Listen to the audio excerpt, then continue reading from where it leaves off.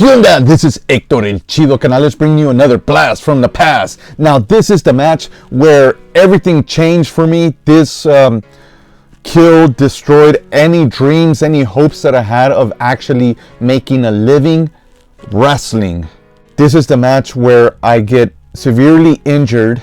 I honestly didn't want to talk about this, so I'm just going to do this really quick, like taking off a band-aid. Just rip it off. Let's just do it. I do these commentaries for before, during, and after the matches, not just because I thought my audience would enjoy the real story behind the match, but also because, well, memory for myself. The previous match before this was on October 13th, 2013 at AWS and Southgate against Joey Ryan, where I came out dressed as Michael Jackson. Yes, this was before anybody else came out and wrestled as Michael Jackson, so I did it first, but I also did it worst. This is actually my last entry in my wrestling notebook that I use for myself to improve. I'd write in it and tell myself, give myself critiques, to basically remind myself what I should and shouldn't do. Write down pointers that others would give me, such as like big name stars that were in WWE, TNA, and WCW. Now, for those of you who like to follow my matches and check them out, I do recommend prior to this injury that I had, because I was never the same. Even though 6 months later, though the doctor said 1 year or maybe never, I was back in that ring, but I was never the same. I have not watched the match. I am going to retell this by complete memory. And if I mess up, you guys let me know. If I get it right, let me know in the comments. The whole deal with the whole nobodies, Pinky was our leader. We basically kicked them out. Check out the playlist. All the stuff for Championship Wrestling from Hollywood is on there leading up to this. After that, there is no Championship Wrestling from Hollywood, because not only did they write the whole storyline out, but they completely just forgot about me. You know, after like a couple of phone calls, they never called again, except for like a few years later when they needed something. There was plans for me to continue with the rest of the crew, which was 3 other guys, Luis Tapia, Angel, and Bryan Weston. If I wasn't working on bigger and better things outside of Championship Wrestling from Hollywood, I would have really like worked this whole angle and helped develop it very good. But I had things in the works with bigger companies. When they call you, it's like 3 to 4 months, so I was getting ready for that. I had a good feeling because I had nothing to lose. I thought I was out of the contention for ever going anywhere after I turned 30. I found myself getting in such tremendous shape, mixing not just bodybuilding but also doing CrossFit, combining both of them. They're probably not going to take me because I'm over 30. I was 32 at the time, but things were moving. I felt like I had nothing to lose, but in reality, I had a lot to lose. And this injury made me realize I have my world to lose. I fell on my shoulder and I fell on my head 1 inch further to one side, and I wouldn't be able to walk around. I might not even be here. Once we get there for the show, behind the scenes, Angel, he says, I don't want to be in the group anymore. So they put him in a separate match. They book it all differently. Well, Hector, the group is just going to be you as the leader, Bryan Weston, and Luis Tapia. My goal was to try to get them over because I felt I wasn't going to be there that long. And, well, I was right. That's why whenever we did interviews, I try to get these guys to talk, try to, come out of their shell. So they start telling us how the show is going to go, that we're going to film 3 to 4 episodes. First one is just an interview thing, and then the second one's going to be the match, and then we're going to do some other thing. My mind was somewhere else. The original match that was supposed to take place was a handicap match between Pinky versus Luis Tapia and Bryan Weston, with myself, manager in a way, just being in their corner. And the whole time, Pinky was just gonna obliterate Bryan and Luis Tapia, and I was going to intervene and help my guys win. So Luis Tapia did not show up.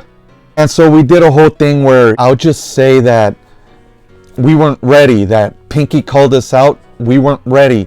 And so I go out there in my jeans. In reality, I just wanted to film the segments and get out of there. I didn't want to put on my boots. It was going to take too long to then take them off. And I was really looking forward to just wearing my jeans and my fancy shoes. I go out there and say that Luis Tapia's got diarrhea. He can't make it. And we're not even ready. But Bryan Weston is. Hey, you know what? It'll be Bryan Weston and myself versus you, Pinky. And there. It's as simple as that. But behind the scenes, the way the match was supposed to go was, I don't get in the ring at all until the end.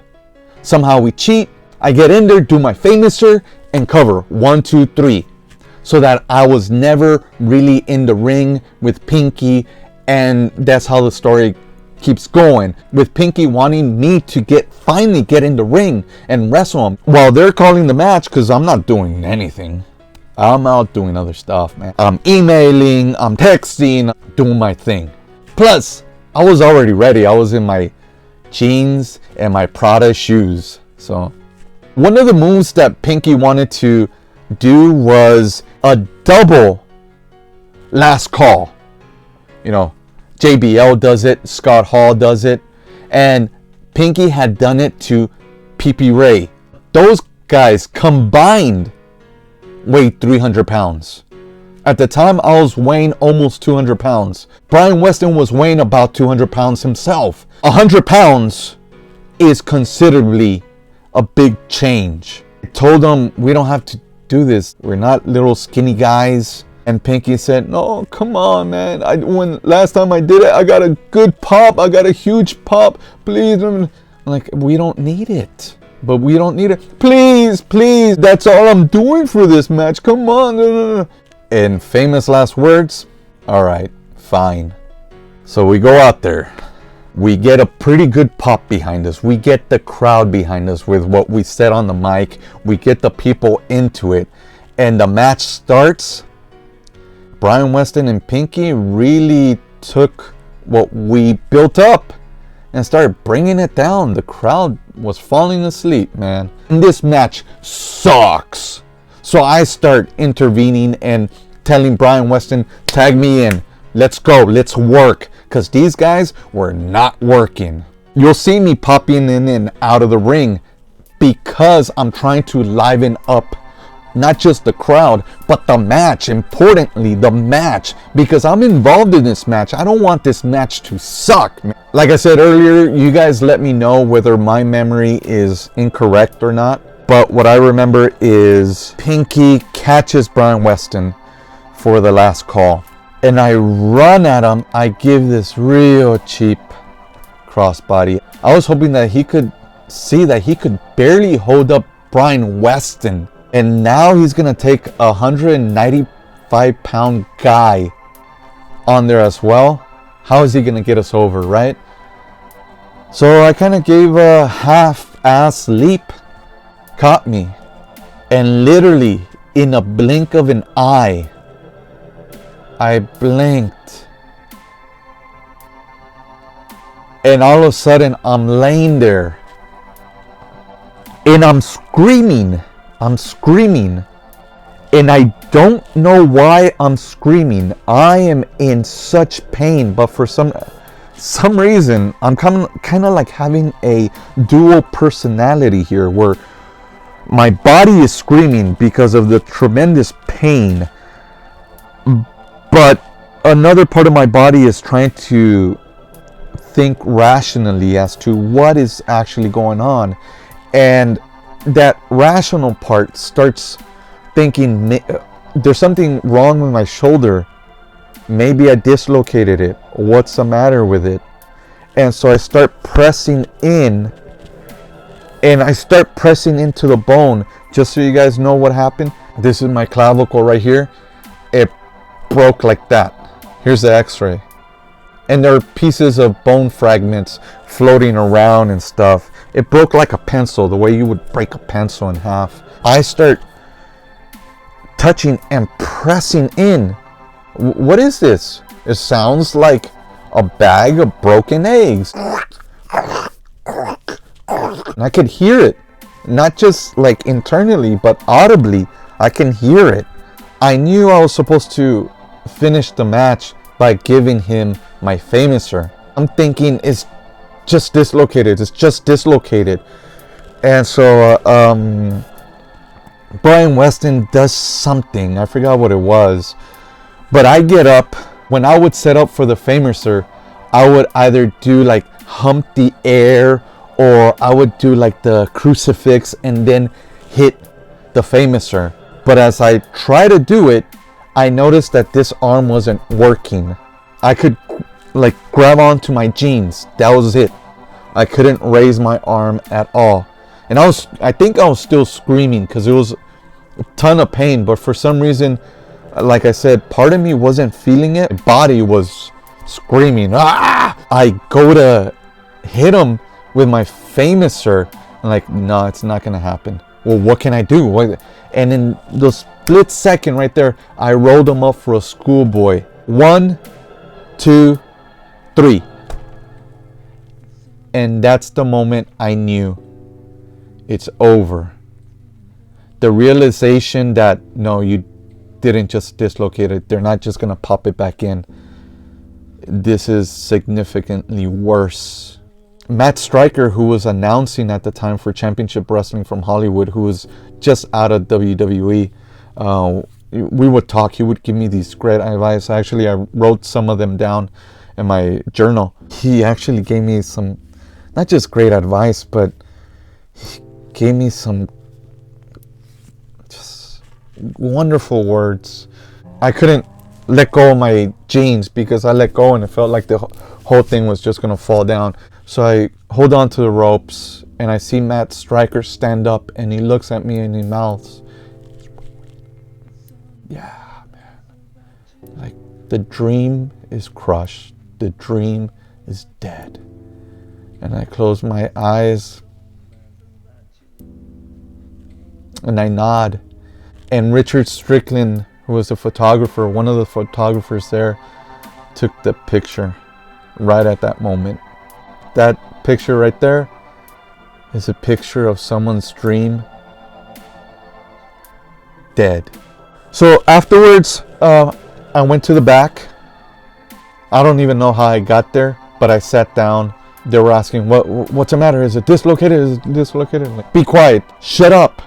And they all like stood like, it's broken, okay? I was the most rational guy there for some reason. For that moment in time, I had everything under control.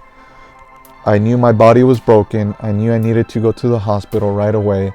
Someone got my gear bag all together. I forgot my nice jacket that my wife had bought me for our anniversary. It was real nice. I actually came out in it. I texted a few guys, called a few guys. Hey, can you guys save my jacket? Nobody did, so it was stolen. One of the photographers, Adrian Sanchez, he volunteered to drive my car to the hospital, my hospital, which was an hour away.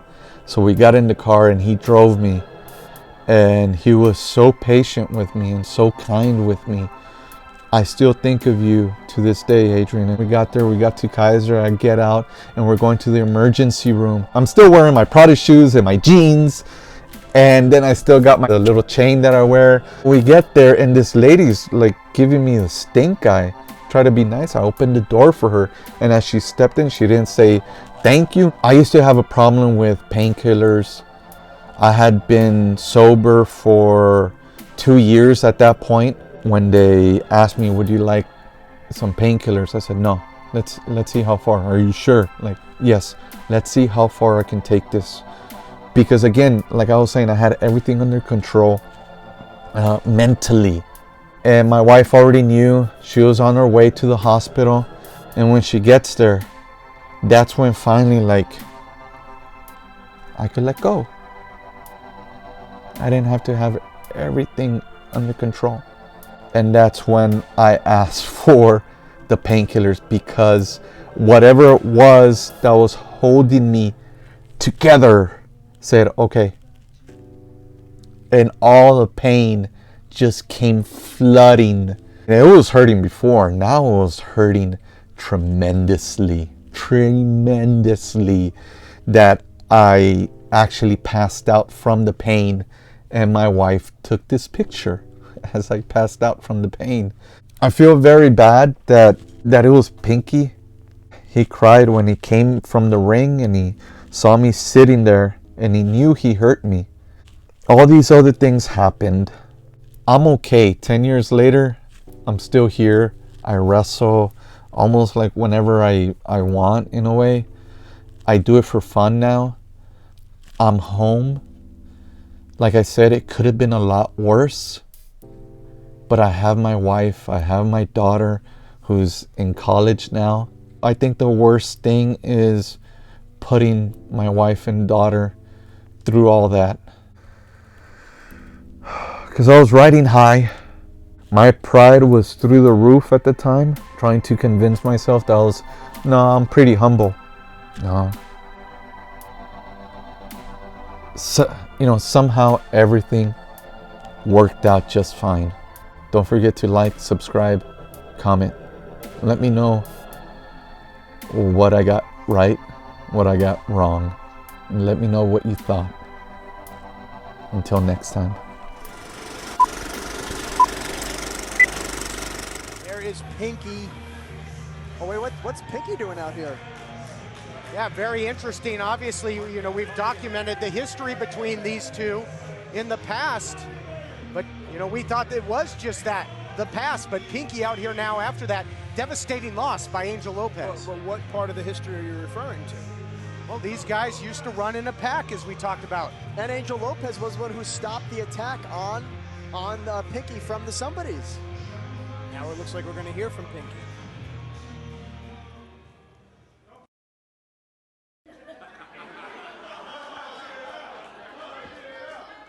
Angel, for what you did a little while ago, you know what? Part of me still hates you. I'll be honest. But seeing you out here today, going for these people that were right behind you the whole time, made me see that you are better on your own. You are ready to be on your own. You don't need me. You don't need Hector. This is your time. All right. Pinky essentially endorsing Angel Lopez. If I can change, and they can change, we all can change. Thanks, Rocky. Now that we're done with the hugs and kisses, Hector,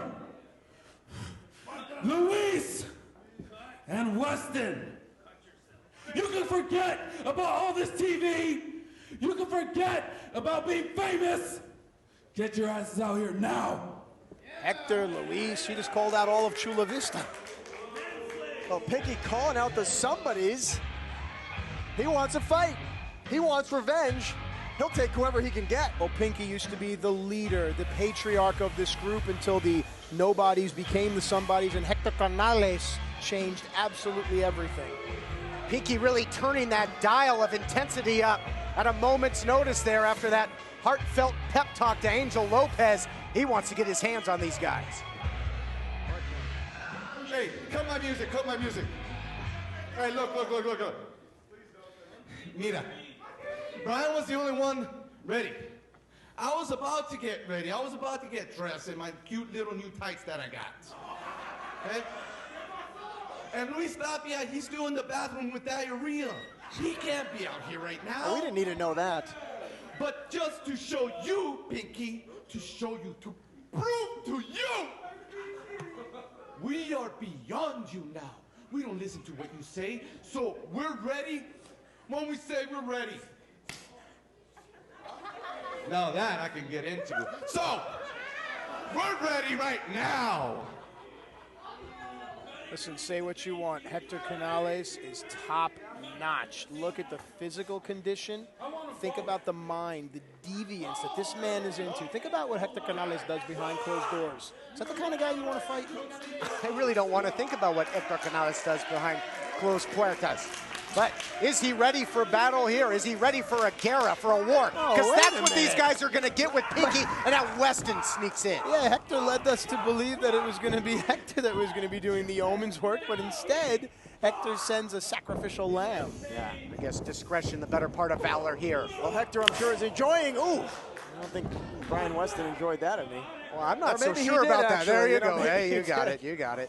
I caught on there. But I used to date a girl that looked like Pinky.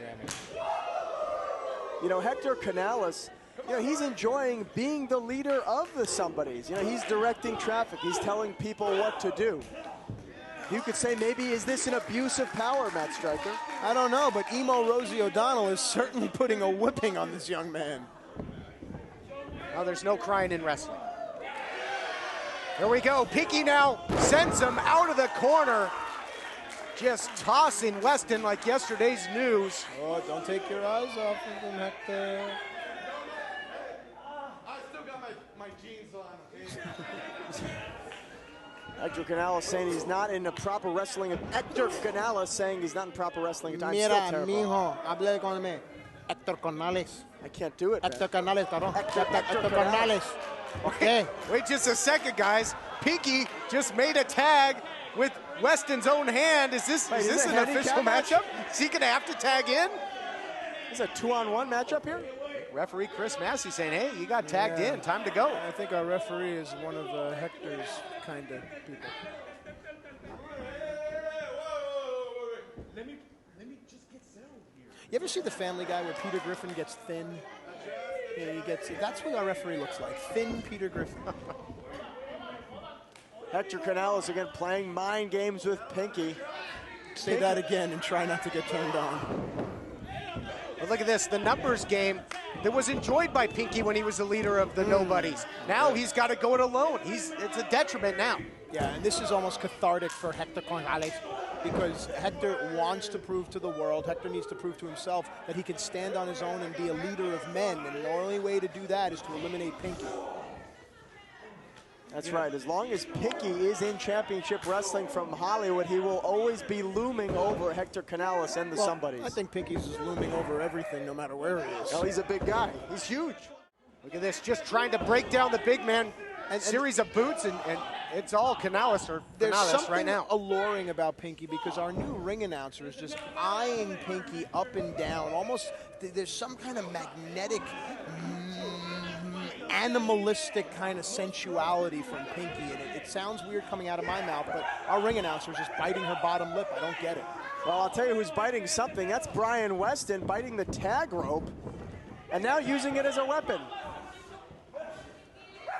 That's just called foreplay where I'm from, but okay. Bryan Weston is a bizarre individual. At the vicious side there of Weston, choking him with the tag rope, series of headbutts as well. Yeah, a little bit of bondage going on. I dig it. I dig it, yeah. Well, this is some madness, that's for sure. And now Hector and Bryan again, that double team, but Pinky coming back. So many entendres in this match from you. It's hard for me to keep it clean. A lot of fighting Pinky, but how long can he hold this on here? Oh, now a foot fetish. Oof. Of course, Bryan Weston hailing from the outer reaches of your mind. How about that, Matt Stryker? Someone else was from there. I know. Remember who? Yes. Anyone? Is it adjacent to parts unknown? Tweet us if you know the answer. Tell you what, though, every time Weston... Sucia. Every time Weston and Canales are putting the boots to Pinky, it's got to be a constant reminder of when he was dethroned as the leader of the Nobodies. It's got to be very reminiscent. Right now, it's going to be tough to get back to his feet. But this also goes deep as well because Pinky took Hector into his life. He let Hector sleep on his couch when Hector had nowhere to go, and Pinky's abuela used to take care of Hector all the time. So Pinky almost feels like Hector has desecrated his familia, la familia, you know, and that runs deep. And Hector, I mean, Hector worshipped Pinky. Worshipped him? Were they playing Battleship? Worshipped him. Worshipped him. Now, you are of the Hebrew faith, correct? Correct. Now, does your grandmother cook for your friends, Bubby? There's no Bubby in my family. No, I'm sorry. Now I feel terrible. But either way, anyone listening knows what family is all about, no matter what ethnicity you are. Family is very important. When you bring an outsider into your family, you're opening the doors to your home. And then if that person stabs you in the back, resentment at an all-time high.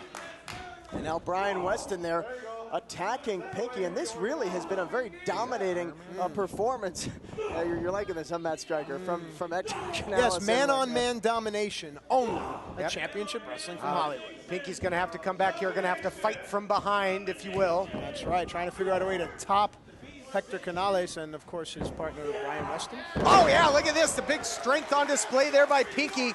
Snaps him over with a suplex. But where Weston has an outstretched hand to tag, Pinky's all by his lonesome. Let's hope nothing else is outstretched to tag. How long can Pinky keep this fight up? Almost motionless right now as Weston starts to stir. The fans here certainly behind Pinky. They'd love to see him get a measure of revenge. Weston now taunting Pinky. I don't know if this is a good idea to raise the ire of the big man. ¿Cómo se dice Pinky en español? ¿Rosa? Rosado, I believe. Rosado? Okay. How about Pinky? And now Weston just laying in those forearms to Pinky. Yep, a la cabeza. Now a big right hand, but look at this. Impervious to the pain at this point. Pinky has had enough. Whoa! Oh, I guess we know the answer to if he... Well, he spits. Stop it. The joke is left unsaid. Very good. Hector, dodging again is Hector Canales. He's just trying to call the action. Pinky has turned this thing around in a big way, but he wants his hands on Canales. Right there on the payload. You are so offensive. All right, I'm going to... When you're the most offensive person and I'm on commentary, something's wrong. He grabbed him by the hair. Yes, I know. You are the most blanquito I've ever seen. But either way, this has been months in the making. Finally, Pinky gets his hands on Hector Canales. Pinky almost has to know who to choose here. Who's he going to hit? Or does he have second thoughts? Put it in nice and slow, baby. Is it going to be Weston? Oh, look at this. Crucifix attempt, perhaps. Oh, he leaves him out to dry. Are you kidding me? What is this? Look at I've the never seen this strength. before. I don't know if I should be turned on or no scared. Oh! Samoan drop and a follow slam at the same time. In stereo. Wow. Fans here love it.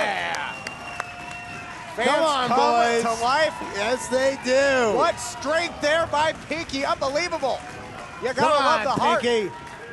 The Ocean View Pavilion is thundering with appreciation of the power of Pinky.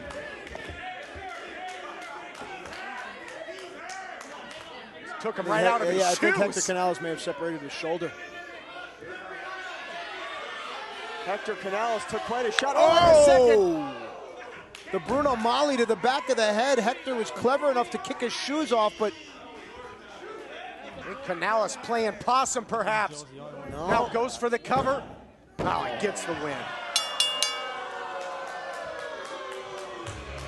Your winners of the match, the team of Bryan Weston and Hector Canales.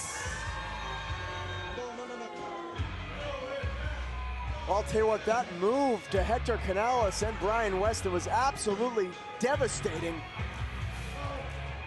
Yeah, you can see that Canales just clutching that arm close to his body, but not before Weston able to clock Pinky with that shoe and allowing Canales to get the pinfall victory. So Pinky continues to just toil. The downward spiral continues. But to your point, yeah, Canales maybe won the battle, but might have lost the war here with that shoulder. Hey, have you subscribed to my channel? Well, why not? Come on, everybody else has. Don't be a Torgo. Well, Torgo, in or out? Patient, dear. I don't know about it. I just don't know.